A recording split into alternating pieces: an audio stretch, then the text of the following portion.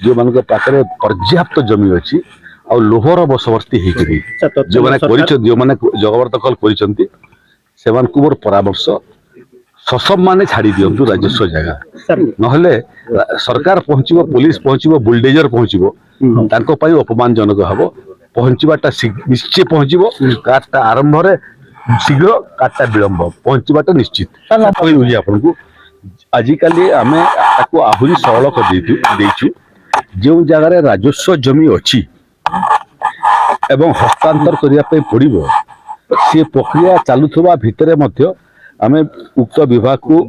Advance position दे दौचु जहाँ फल से काम चल धीरे धीरे तार जमीन लीज काम समाप्त हो जोटा प्राइवेट होम अधिग्रहण करने पड़ुची अधिग्रहण है बेलू आरएनआर पुलिस अच्छी क्षतिपूरण देवार आवश्यकता अच्छी मझी मझे किए कोर्ट कचेरी पलि गले से प्रक्रिया बाधा प्राप्त हो जाऊँगी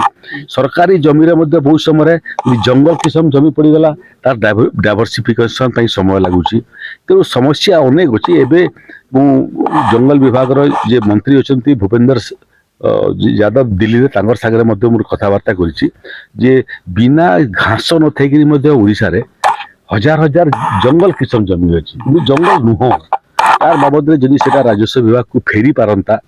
एवं जंगल थिबा राजस्व विभाग जमी आम हस्तांतर करूँ जंगल विभाग को ताले बोधे लगुच विकास कार्य आहरी सरल और सहज हो जाता एवं आरएनआर पुलिस को आम संशोधन करने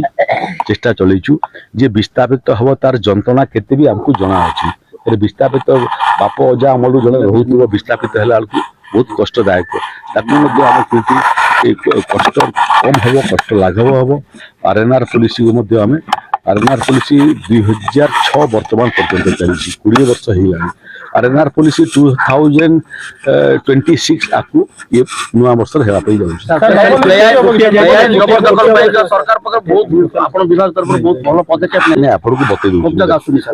कम तहसीलदार मान लोके म्यूटेशन तहसील ऑफिस को जाते वर्ष वर्ष दौड़े एवं कहले लोक दौड़े नहीं तहसीलदार और तहसील ऑफिस दौड़ लोक पाखु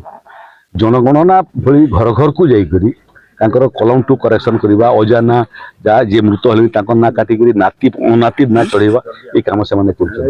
वसुंधरा योजना 4 डिसिमिल जमीन भूमिहीन लोक देवा एफआरआई एक्ट रे जनजाति संप्रदाय लोक जमी देवा ये सब कम कला बेलू जोटा जंगल जोटा जबरदखल को उच्छेद करने स्वतंत्र भाव में दृष्टि दूचु गुड़िए बड़ बड़ अधिकारी जो मैंने छोट एनक्रोचर्स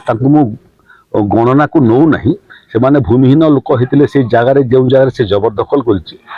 सेटल कर दूचु किंतु जो मैंने संपन्न लोक जो मैंने जमीदार लोक जो मान पाखे पर्याप्त जमी अच्छी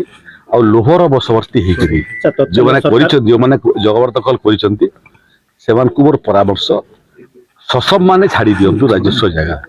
नहले सरकार पहुंचो पुलिस पहुंचो बुलडोजर पहुंचो अपमानजनक हम पहुंचवाटा निश्चय पहुंचो कार्टा आरंभ शीघ्र कार्टा विलंब पहुंचवाटा निश्चित सरकार अमल अनेक प्रकोप होता घर खाली अच्छे जगह पड़ी रही बर्तमान सरकार से जगह को निज अधीन को ने कि नुआ प्रकल्प करने जहाँ आप नुआ जगह कथा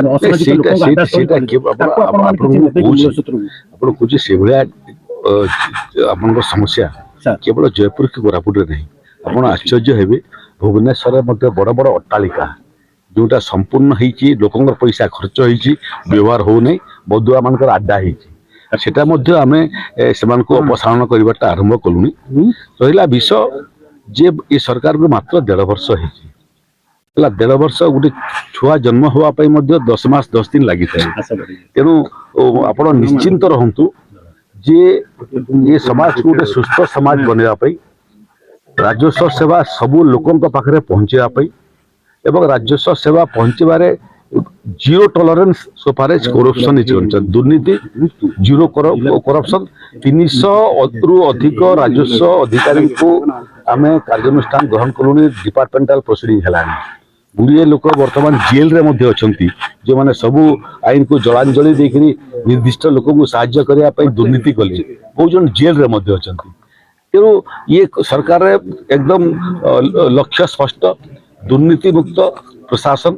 दुर्नीति मुक्त सेवा एवं त्वरित गति सेवा ଏଥିରେ କୌଣସି ପ୍ରକାର କମ୍ପ୍ରମାଇଜ ହେବ ନାହିଁ। जिला भित्तिक नियुक्ति कथा मुख्य ଚିନ୍ତା କରୁଛନ୍ତି ଏଇଟା ପ୍ରକୃତରେ ଆଗରୁ କଣ ହଉଥିଲା ଏ କନିଷ୍ଠ କିରାନୀ ମଧ୍ୟ ଜିଲ୍ଲାରେ ହଉଥିଲା, ଆରଡିସି ଲେଭେଲରେ ହଉଥିଲା। ତଦ୍ୱାରା କଣ ହଉଥିଲା ଯେଉଁମାନେ ନିଯୁକ୍ତି ପାଉଥିଲେ ସେମାନେ ଜିଲ୍ଲା ୱାଇଜ ସବୁ ଜିଲ୍ଲାରୁ ସମ ପରିମାଣର ଭେକେନ୍ସି ଅନୁସାରେ ପାଉଥିଲେ। ତାକୁ ଏକତ୍ରୀକରଣ କରିକି ସେଣ୍ଟ୍ରାଲାଇଜ କରିଦେବା ଫଳରେ ବହୁତ କେବଳ ଆରଆଇ ନୁହଁ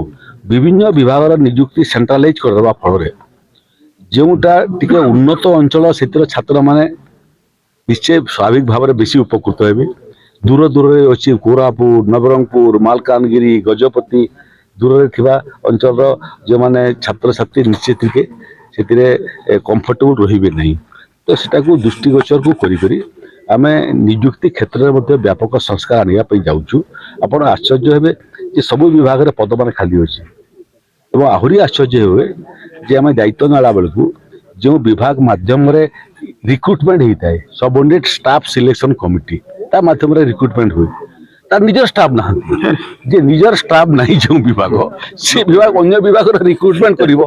ଆଉ ସେଟା ଆଉଟସୋର୍ସିଂ କରୁଥିଲେ ଏବଂ ଆଉଟସୋର୍ସିଂ କଲା ବେଳକୁ ଯେଉଁ ଏଜେନ୍ସି ମାନେ ଏଟାକୁ ଆଉଟସୋର୍ସରେ ନେଉଥିଲେ ଏ ପ୍ରକ୍ରିୟାକୁ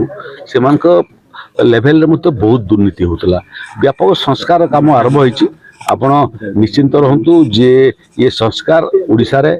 ଓଡ଼ିଶାକୁ ନୂଆ ଦିଗକୁ ନେବ। ଆଧୁନିକ ଓଡ଼ିଶା ବିକଶିତ ଓଡ଼ିଶା ଗଠନ କରିବା ଦିଗରେ